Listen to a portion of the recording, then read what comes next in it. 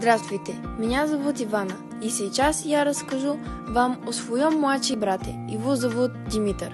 Ему 11 лет, и он моложе меня на 7 лет. Он девой. Его любимый цвет – зеленый. И его любимый предмет в школе – география. Он любит тренироваться, а также играть в футбол.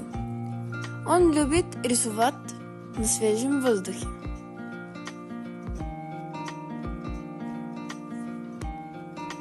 Он проводит слишком много времени перед компьютером, поэтому нам приходится убирать его. Всегда, когда мы вместе, мы играем в карты или в другие настольные игры. Мы любим смотреть фильмы и в то же время есть попкорн.